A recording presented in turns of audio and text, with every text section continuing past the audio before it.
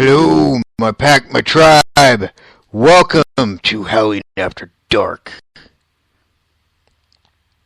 Got a really cool show with you tonight. Some very cool stuff happening in the world of paranormal news. But before I get to that, some of you know that I've had a bit of a situation. And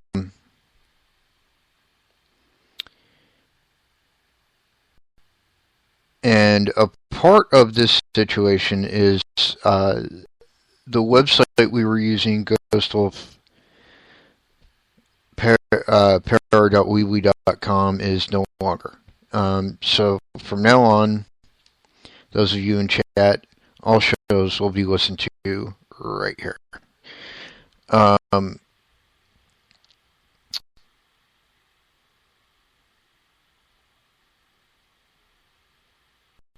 And I want to say a very heartfelt and deep thank you to all those of you that have sent me messages and stuff.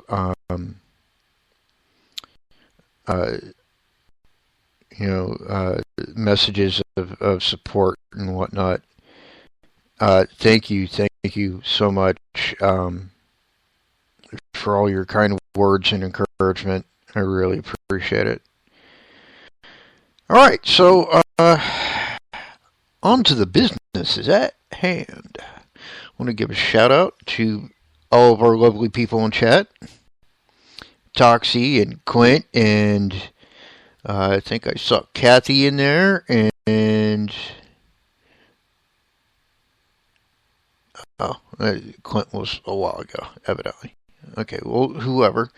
Hello and welcome and all that good stuff. And here we go. Let me just open up my news stuff.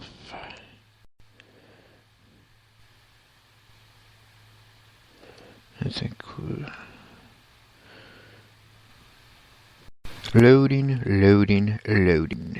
Oh, here we go. Now, I want to let you know that these are from various news sources. And these were all posted very recently. That doesn't mean that the stories aren't old. For whatever reason, and I don't know why, people repost stories a lot. I guess as filler or whatever.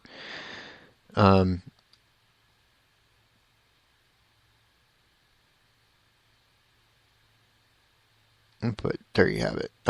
This first story is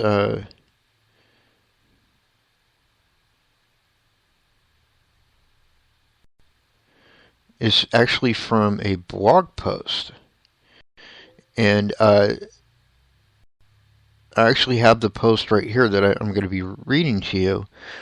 But the headline says, "Dog taken by 10-foot worm."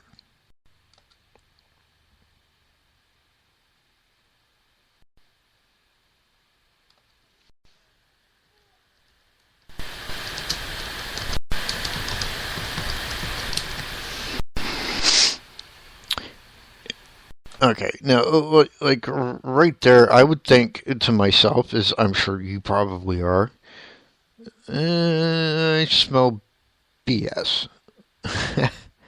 But for the sake of argument, I'm just going to read how this blog post went. The poster's name was Crap Baster, or Crap Baster, I guess. My dog seems to have been eaten by a 10-foot worm. I was watching the garden when a worm came up and took him. I can feel tremors of the worm moving under my lawn, and my hamster won't go on the grass. Have any of you heard of this before? The worm was back last night. It has completely destroyed my wall. Any ideas? Now there is a huge hole in my garden. Now there's a huge hole in my garden. It looks like a crop circle. And then somebody answers him, "Don't worry, friend. Sounds like you had a night of watching Tremors movies. Those creatures don't exist." Following day, he posts, "This morning another large hole in the garden. Anyone got any advice? The worm is now affecting my neighbor's garden. 6 people in the neighborhood have seen it, and there is 1 man missing. This is getting very serious." And then another person posted, probably the question I would have asked too, is, "Do you have any pictures of the event?" "Sure, but I don't know how to put up the picture." And somebody else wrote this. And typical of anything online, there's going to be haters. "A 10-foot worm, how do you know it's 10 feet long? If it ate your dog, why would you put your hamster out there? What I would do is cut off the female plug on an extension cord, a good extension cord, bare the wires, and bury the end in your garden. Then soak down the tremoring area with your garden hose. Stand by with an axe, plug the cord in, and wait. When that sucker pops up, hurry and unplug the cord and whack the mother like you're an ISIS asshole chopping up a Christian. Have some balls, dude." Which, given current events, it's really, I mean, as far as hate goes, that is pretty fucking poetic. Alright, so,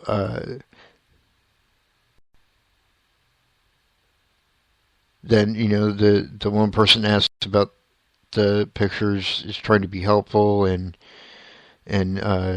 ask him to send it to their email.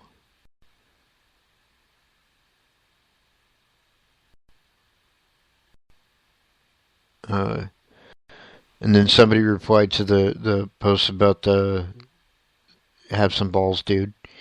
LOL, or you can take care of it the American way. Get yourself a good semi-auto shotgun, fill that sucker up with slugs, have all your buddies do the same, then wait for it to come out and blast it to kingdom come. And then, of course, some probably French asshole posts to that, "The American way is such a peaceful, gentle, and understanding way of life." To which somebody replied, "Kill him."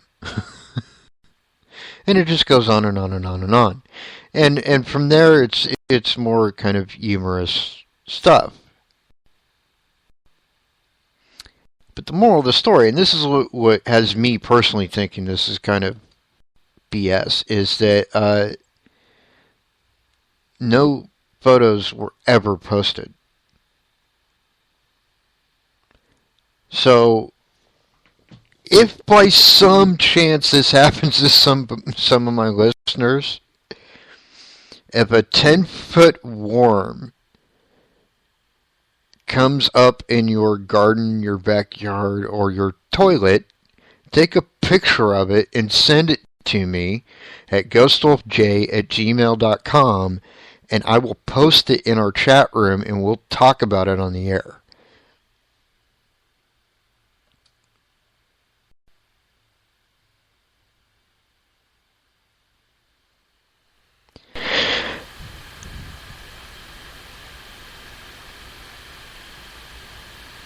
Wow. Yeah, I'm not going to waste my time on this next article.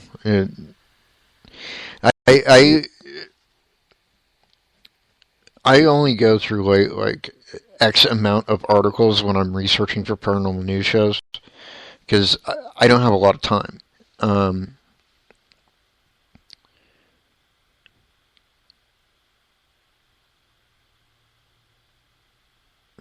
It's a blog entry. Let's see.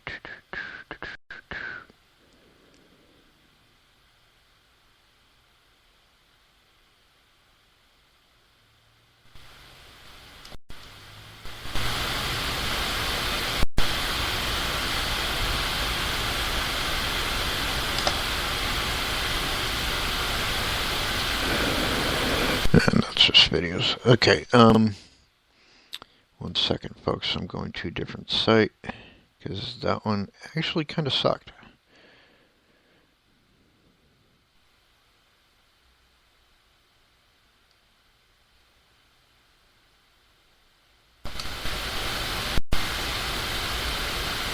Here we go. That's what I was looking for.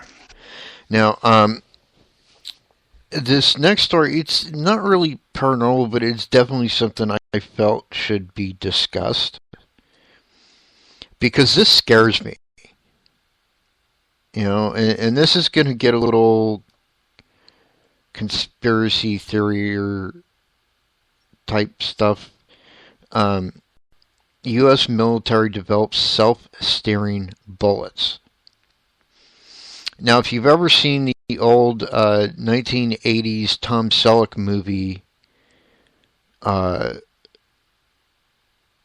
where he's like a futuristic cop that hunts down rogue robots, you'll have seen this scene with Kiss's Gene Simmons, where he fires this bullet and it actually follows its target around the corner of a building. That's kind of what they're talking about here. The ridiculously accurate projectiles are able to track and hit a moving target over long distances. The job of a military sniper can be difficult at the best of times, but when you add strong winds and dusty terrain into the mix, as was common during the campaign in Afghanistan, attempting to hit a distant target can become almost impossible. To address these issues, the U.S. military has employed technology developed by the Defense Advanced Research Projects Agency to create smart bullets that actually steer themselves while in the air so that they almost always hit their target. A recently released demonstration video shows both a trained marksman and a sniper novice managing to successfully hit a moving test target located at the other end of a firing range.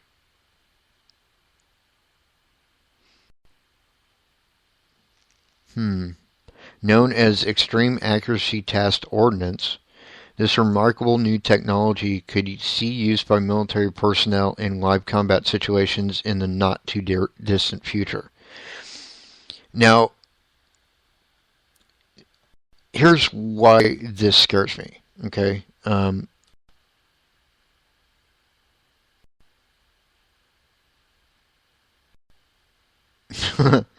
Sorry, I was reading something in the chat. No, but the reason that this scares me is it is inevitable. It happens every time there is some kind of new technology as far as military weapons that comes out. It may only take a few months. It may take like 5 years. But eventually it's going to happen. Some asshole is going to rip off a military convoy and get their hands on some of these things. And then you're going to have a bunch of gangbangers, thugs, and psychopaths with these weapon systems that are going to be like snipers themselves, because with these bullets, they're not going to miss even with little to no training. Now think about that for a minute. Imagine you're living in a rough area like, I don't know, Southeast San Diego or Barrio Logan or South Central LA or Compton. And you know, you're basically in the middle of gang territory, and all you're trying to do is walk your ass to work and you walk up like a block and are just about to turn the corner to go to where you work at, and some asshole a mile away manages to hit a direct hit on you because of these bullets. Even though that person that fired the shot is nothing more than a thug and has never sniped a day in his life. Because that's what we're talking about.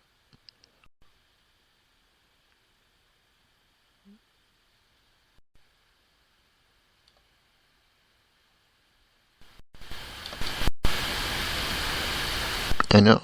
It's scary. I get it.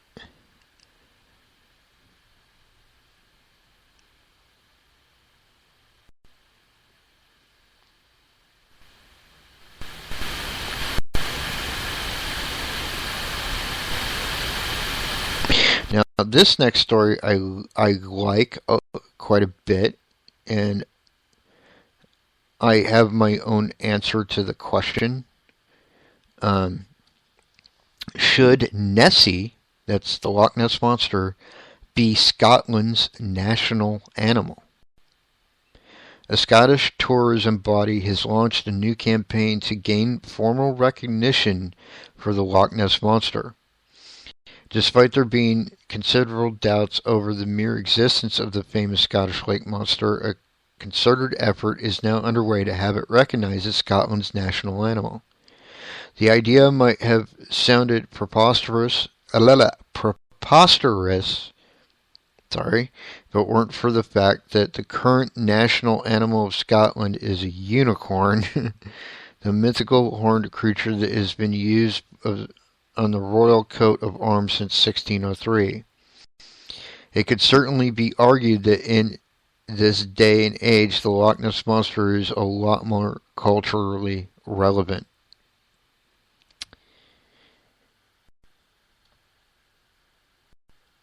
Nessie is an icon and an asset, said Frida Newton, managing director of Jacobite Cruises. Oh, of course, she would say that she's making money off of it. Now, here's my thing. On the one hand, yeah, the unicorn crest has been, the national crest of Scotland forever. On the other hand,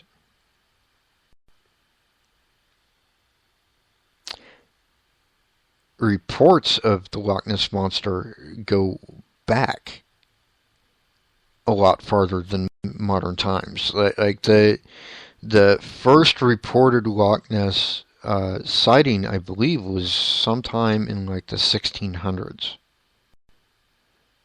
if I'm not mistaken. I would have to do more research, but I know it was something like that. So it was way back when Nessie was first sighted in Loch Ness. Which begs the question, why is, one supposedly mythical creature more valid than another supposedly mythical creature? Because they're both on even footing. Reports of them have been around forever. Well, not, actually, now that I think about it, no, that's not correct either, because there have been reports of people that have seen Nessie. No one has claimed to seen a unicorn. So I think that should edge Nessie just a little bit. Just my personal opinion, nothing to, be all butthurt and anal about. In a related story, and this is actually, this one is actually a bit older, and it's from last month. Google enables hunt for Loch Ness Monster. That's right. My favorite search engine and yours, Google. An update to Google's Street View service has made it possible to explore Loch Ness from your computer. The search for the world's best-known lake monster received an unexpected boost this week after search giant Google revealed the launch of an update to Street View that enables web users to venture for themselves into the loch's murky depths. Those with a keen eye can now search for the monster from a number of locations across the loch, including a point opposite Urquhart Castle and another near Fort Augustus, a small town located at the very southernmost end of Loch Ness. That's interesting. And, by the way, just to point this out, both places that they just mentioned, Urquhart Castle and Fort Augustus, are well known to be haunted. Just throwing it out there. So, to certain friends of mine that reside in Scotland, if you feel like checking that out, let me know.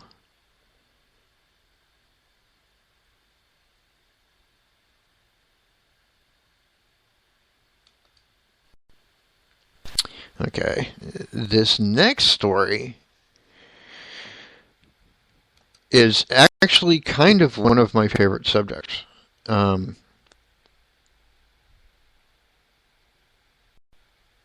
Because it's one of my favorite things to talk about, being Sasquatch. I like cryptozoology in general, but specifically I like all the different forms of Sasquatch. In this article, the headline says, "Was Russian ape woman a genuine Yeti?" Now, some of you may remember the ape woman picture, but I think it was actually footage, if I remember right. Now, looking at it, I'm actually looking at this still. Actually, I'm going to post this in chat because looking at this, I mean, I can say it might be genuine. Of course, it could just be, a big guy walking through the snow wearing like a dark colored parka. But, I'm saying this without having really examined this picture. I haven't copied it or saved it to my system so that I can, scan over it with like PSP or something and zoom in and look at all the minute details. It's just that I'm saying it could be one or the other. Your guess is as good as mine right at this point. So, having said that, though, this is still an interesting story because a DNA analysis suggests that a woman known as Zana, Z-A-N-A, may have been from a long-lost human subspecies. Captured in the Caucasus Mountains in 1850, Zana was reported to have possessed characteristics more like that of a wild beast than a human.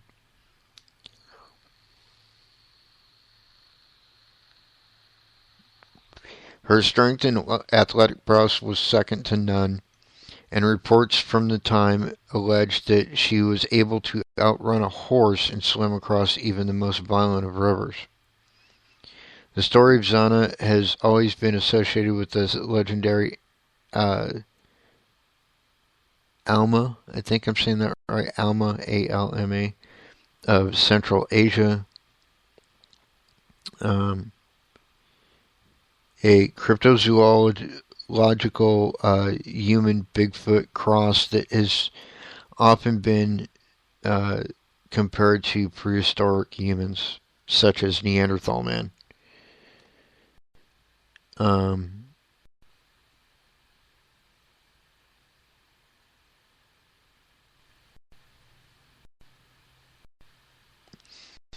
Recent DNA testing, however, has yielded some intriguing new clues to the mystery by revealing that while Xana's DNA was 100% African, it was quite unlike that of any modern-day African group. Professor Brian Sykes, the scientist who previously indicated that the hair samples retrieved in the Himalayas was those of an extinct species of polar bear. Believes that Xana's DNA... sorry, I lost my place. Believes that Xana's DNA suggests that she belonged to a subspecies of humans who left Africa for the Caucasus 10 or 100,000 years ago. He also believes that the Alma is the most plausible of all the world's hominid legends.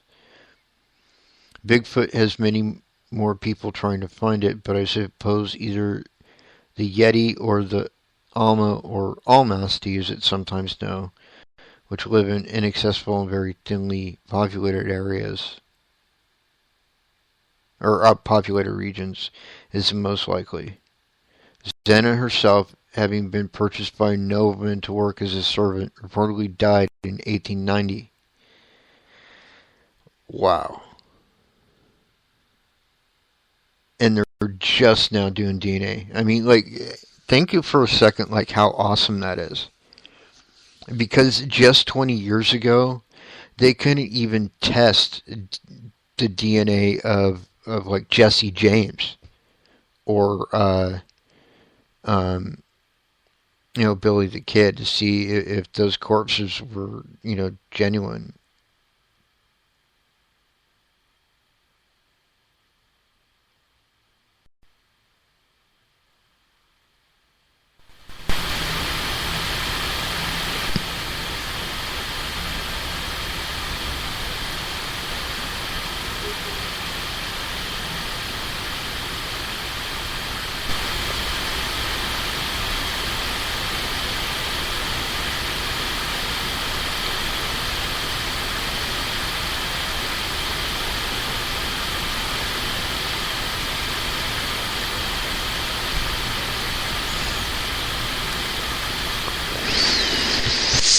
Anyways,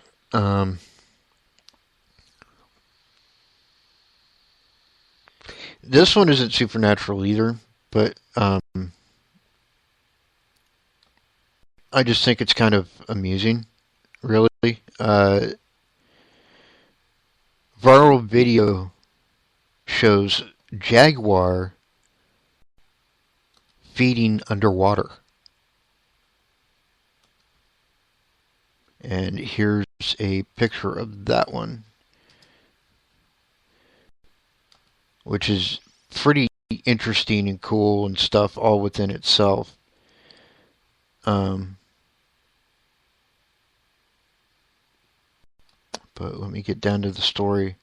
Despite cats having a reputation for disliking water, which we all know, I'm sure, isn't entirely true, the jaguar actually feels very much at home in it. The third largest feline species after tigers and lions, jaguars are native to the Americas and can be found as far north as the United States and as far south as Argentina. Well known for possessing an extremely powerful bite, these huge cats are solitary predators that utilize stalk and ambush tactics to catch and kill their prey. What isn't quite as well known, however, is their remarkable aquatic prowess. Jaguars are capable swimmers that can dive and spend extended periods of time underwater. Now, though, thanks to a new viral video uploaded onto YouTube by user Vince Pinto, this little-known skill has become something of a social media sensation. The footage, which has already received several million hits shows a jaguar at a zoo gliding through the water with ease as it grabs and eats its food off the bottom of a tank.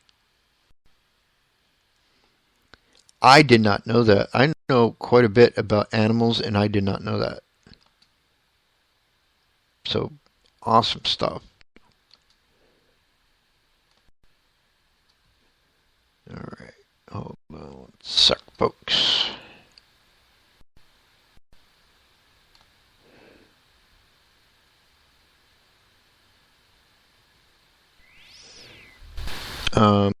This is from the beginning of this month. Evidently, I believe it's BBC, the British Broadcasting Channel, that's doing this. They're doing a new show, and well, I'll just read you the article. Poltergeist drama sees actors spooked. Actors working on a series about the Enfield poltergeist have reported strange occurrences on the set.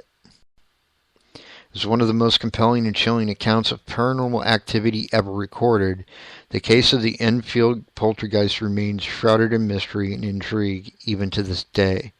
The phenomena started in August of 1977 when single mother of four Peggy Hodgson called the police to report a series of strange disturbances at her home in Enfield, England.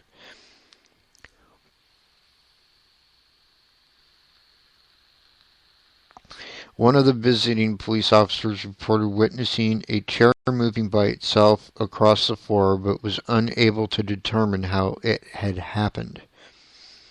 As time went by, the peculiar incidents occurring at the house escalated from items of furniture being shaken and moved to objects being thrown, loud knocking sounds, and most terrifyingly of all, the alleged levitation of an 11-year-old named Janet, one of Hodgson's 4 children. Notable researcher Maurice Gross from the Society of Psychical Research spent significant amounts of time observing and recording the poltergeist activity at the house. Over the years, the case inspired numerous books and documentaries.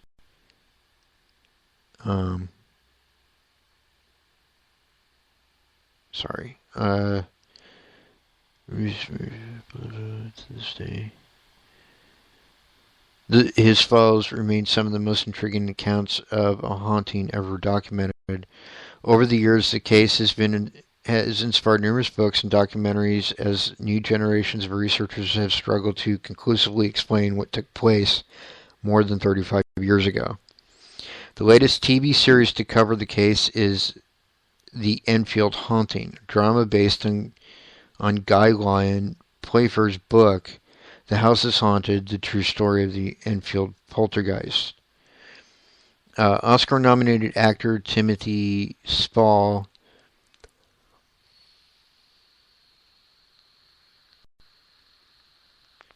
who, having been selected to play the role of Gross, spent time listening to the original recordings that his namesake made of Janet speaking in a strange demonic voice.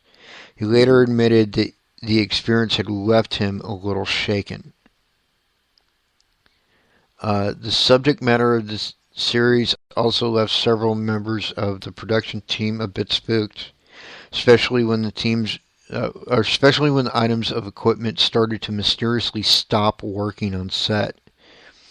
Every time our photographer came on the set, his camera broke, said executive producer James Campbell. It annoyed him, but terrified the rest of us.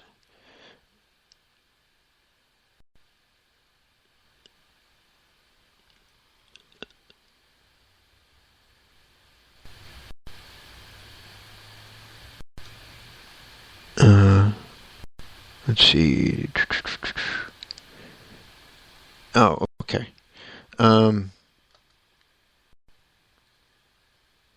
Sorry, it was taking me to figure out how to how to figure out how to post this video link. I didn't realize it was a YouTube link, which silly me.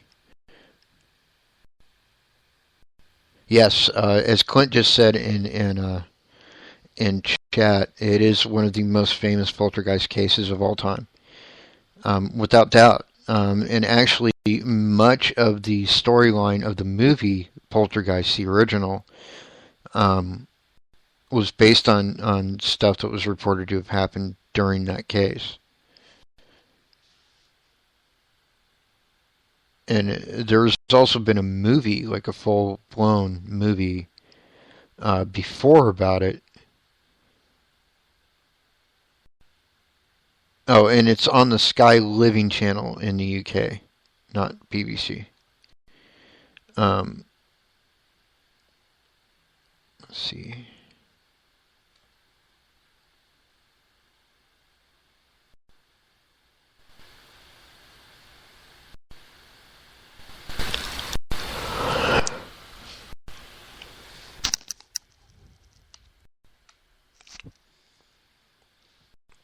This is another very interesting story, and this one I happen to know is kind of true. And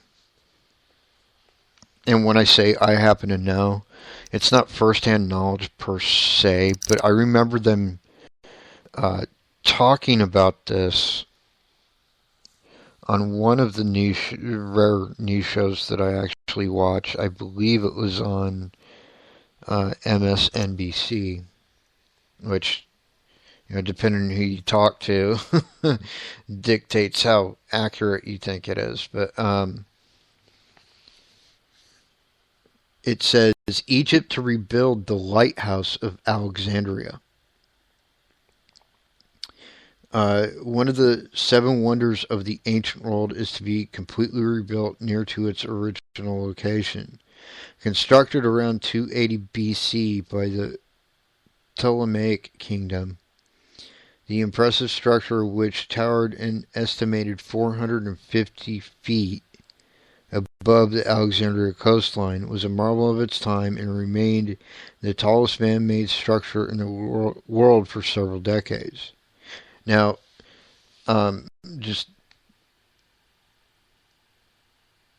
not decades, centuries, sorry. But just pausing there, just to point this out, 450 feet is it's almost 5 times the height from the base of the land to the very, very, very tip of the torch of the Statue of Liberty.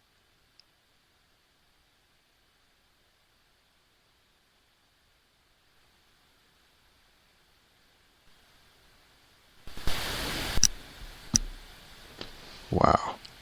Just wow. Amazing. The fact that they even know what the thing looked like kind of amazes me in itself. But this is what it says. During the daytime, the lighthouse used mirrors to help guide ships into port. It was actually one of the first lighthouses ever. It's been 700 years. So basically, the lighthouse was invented 700 years ago.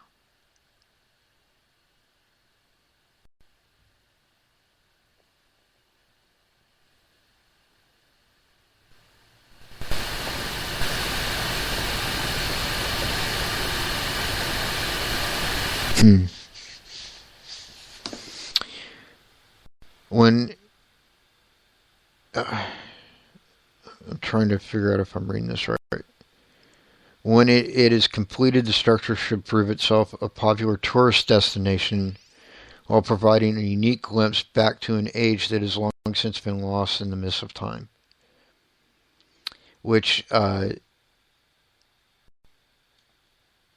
when you really like put it in perspective and kind of like seriously think about it, that's just straight up awesome. And oh, actually, let me backpedal here for a second because I want to post a picture of this. Um, but when you really think about it, like this is something that has never been done before.